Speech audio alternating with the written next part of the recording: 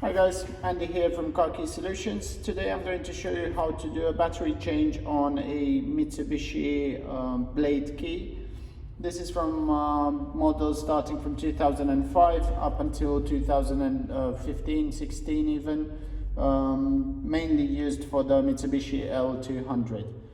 So when you turn the key around, you'll notice that you have a small crosshead screw over here which needs unwinding. I've done that already, and you just push the key, push the case open. Inside you'll have a second case which needs to be opened. This is put in place in order to protect the components inside.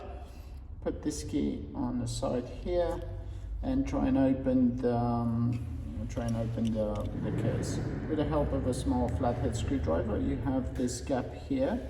I'm trying to show you, okay, which allows you to open this case. Once this is opened, you try and be as gentle as you can with this because it contains the board inside there with all the circuits. Just leave this one on the side and then you have the battery on the side here. In our case, it's a CR1616. Replace the battery, and when you put it back into position, please make sure you put the positive side towards the back of the case.